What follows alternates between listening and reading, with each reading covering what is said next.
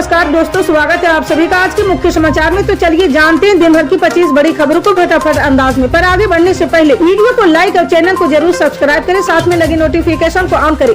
चलिए video start करते हैं। दिल्ली विधानसभा चुनाव से पहले आम आदमी पार्टी के मुखिया और पूर्वी सीएम अरविंद केजरीवाल ने कल रविवार को भारतीय जनता पार्टी पर राष्ट्रीय राजधानी में चुनावी प्रक्रिया में हेराफेरी करने का आरोप लगाया है। जी हां, दिल्ली के पूर्व मुख्यमंत्री ने दावा किया है कि बीजेपी ऑपरेशन लोटस के तहत वोटर्स लिस्ट से छेड़छाड़ कर रही।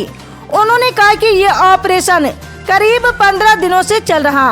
अरविंद केजरीवाल ने एक प्रेस कॉन्फ्रेंस में कहा कि इन 15 दिनों में इन्होंने लगभग 5000 वोटों को डिलीट करने और 7500 वोटों को जोड़ने के लिए एप्लीकेशन दी।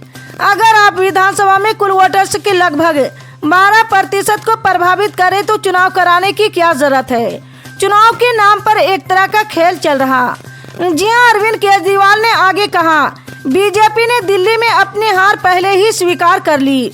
उनके पास ना तो मुख्यमंत्री पद का चेहरा है, ना ही कोई विजन और ना ही कोई विश्वसनीय उम्मीदवार।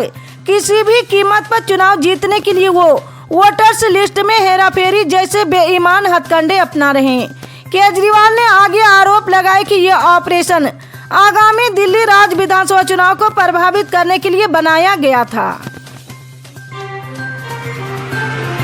एक बार फिर किसानों ने दिल्ली की तरफ आंख दिखाना शुरू कर दिया है। इसी कड़ी में ग्रेटर नोएडा की 0 पॉइंट पर किसानों ने आज 30 दिसंबर को एक महापंचायत का आयोजन किया है। इस महापंचायत में भारतीय किसान यूनियन के नेता राकेश टिकैत किसानों को संबोधित करेंगे।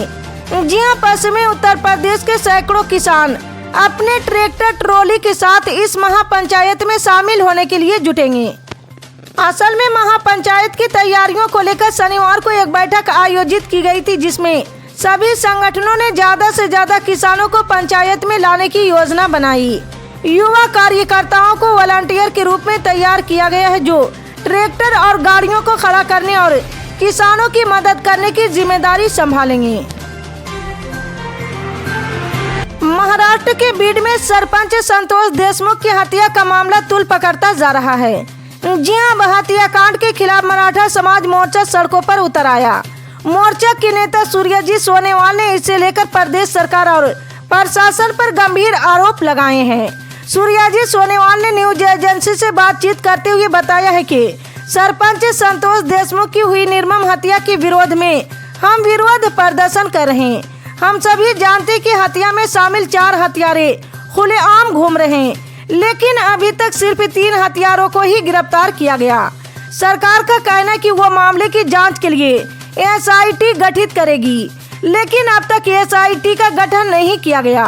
ये न केवल प्रशासन की विफलता को दर्शाता है, बल्कि महाराष्ट्र की सरकार की कार्य प्रणाली पर भी सवाल उठाता है। जी हां, सोनेवाल ने कहा कि राज्य सरकार हथियारों का समर्थन कर रही। सरकार की अनदेखी और ढीली रवैये के कारण हथियारे आज भी खुलेआम घूम रहे हैं। मैं ये स्पष्ट तौर पर कह रहा हूं कि इस हथियारे के पीछे महाराष्ट्र सरकार के एक बड़े नेता का हाथ है।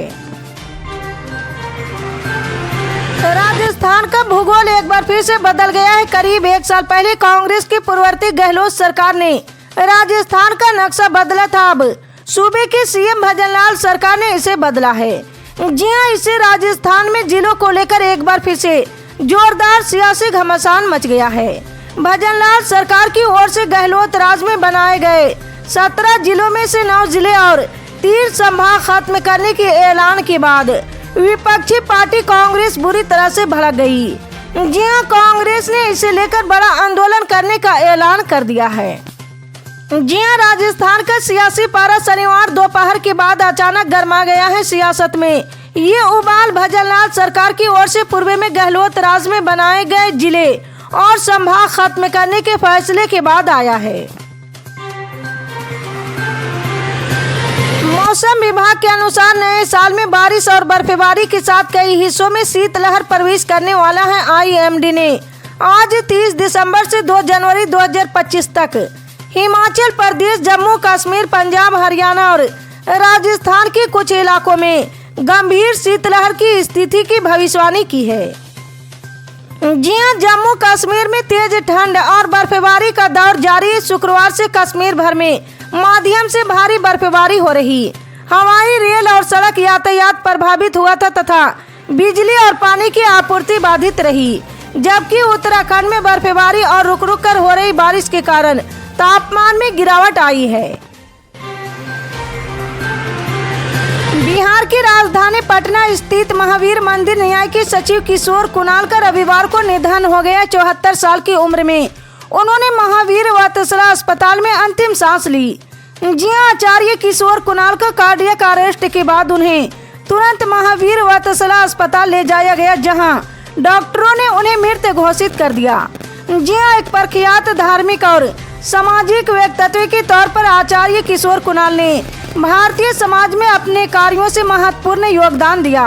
आचार्य किशोर कुणाल का निधन पर बिहार के मुख्यमंत्री नीतीश कुमार, डिप्टी सीएम सम्राट चौधरी और जदयू प्रवक्ता नीरज कुमार ने दुख जताया है। पूर्व प्रधानमंत्री मनमोहन सिंह के अंतिम संस्कार को लेकर राजनीतिक तेज हो गई। बीजेपी अध्यक्ष जेपी नड्डा ने कांग्रेस पर राजनीति करने का आरोप लगाया, तो वहीं अब कांग्रेस नेता पवन खेड़ा ने जेपी नड्डा के बयान पर पलटवार किया है। कांग्रेस नेता ने कहा कि निगमबोध घाट पर कब ऐसा हुआ कि किसी पूर्व प्रधानमंत्री का अंतिम संस्कार हुआ। हम कम बोले क्योंकि मौका ऐसा नहीं था। निगमबोध घाट पर आप एक पूर्व प्रधानमंत्री की अंत्येष्टि कर रहे हैं। ऐसी जगह उसकी अंत्येष्टि होनी चाहिए थी जहां पर उनका स्मारक बनाया जा सके। उसके बाद भी जो बंद इंतजामी थी वो भी हमने देखा। जिनका अंतिम संस्कार था उनके परिवार पर भी आपका ध्यान नहीं है। मनमोहन सिंह के परिवार के लिए फ्रंट रो में केवल 3 कुर्सियां रखी गई। कांग्रेस के नेताओं ने संघर्ष करके फ्रंट रो में कुर्सियां लगवाई। इस तरह की तमाम बंद इंतजामी वहां पर थी।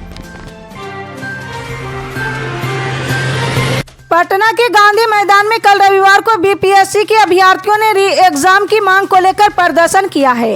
काफी संख्या में जब छात्रों का जुटान हो गया तो मौके पर पटना के टाउन डीएसपी प्रकाश शर्मा पहुंचे। उन्होंने छात्रों को वहां से जाने के लिए कहा है। ये भी कहा कि 5 लोग जाएं और बीपीएससी में जाकर मिले। इस बीच टाउन डीएसपी ने कहा कि यहां पर इकट्ठा होना कानून के खिलाफ है। मामले में एफआईआर होगी। हालांकि प्रदर्शन कर रहे अभ्यर्थियों ने टाउन डीएसपी की बात नहीं मानी। अभ्यर्थी ये कहते रहे कि हम लोग आपके बच्चे जैसे हैं। उधर इस पूरे मामले में जनसुराज के सूत्रधार प्रशांत किशोर की भी प्रतिक्रिया आई। जी हां, गांधी मैदान में छात्रों के प्रदर्शन में जाने से पहले पीके ने मीडिया से कहा कि वो प्रदर्शन के लिए नहीं जा रहे हैं, वहां बैठे छात्रों से मिलने जा रहे हैं। इसमें किसी की अनुमति की जरूरत नहीं है। तेलंगाना में एक के बाद एक पुलिसकर्मी आत्महत्या कर रहे हैं। प्रदेश में बीते 3 दिनों में 5 पुलिसकर्मियों ने सुसाइड कर लिया। जी हां, रविवार को 2 अलग अलग घटनाओं में 2 पुलिसकर्मियों ने आत्महत्या कर ली। मेडक जिले में एक हेड कांस्टेबल ने फांसी लगा ली, जबकि सिद्दीपेट जिले में एक कांस्टेबल ने जान दे दी। इन घटनाओं के बाद पुलिस महकमे में हड़कंप मच गया। जी हां, 2 दिन पहले कामारेड्डी जिले के बिकनूर थाने के एएसआई साई कुमार, बीबीपेट थाने की कांस्टेबल श्रुति और कंप्यूटर ऑपरेटर निखिल एल्लारेड्डी पेद्दा का शव मिला था। साल के आखिरी महीने यानी दिसंबर की शुरुआत ठंड के साथ होती है। उत्तर भारत के कई राज्यों में दिसंबर के दूसरे-तीसरे हफ्ते तक अच्छी खासी सर्दी पड़ने लगती है। ऐसे में बच्चों को ठंड से बचाने और उनकी सेहत को ध्यान में रखते हुए स्कूल बंद करने का आदेश जारी कर दिया जाता है। जी हां, दिल्ली, नोएडा, गाजियाबाद और आसपास के कई शहरों में 2 दिनों से बारिश की वजह से तापमान में काफी गिरावट दर्ज की गई है। जी हां, उत्तर प्रदेश, उत्तराखंड, पंजाब, दिल्ली, राजस्थान, हरियाणा समेत कई राज्यों में विंटर वेकेशन 2024 की घोषणा कर दी गई।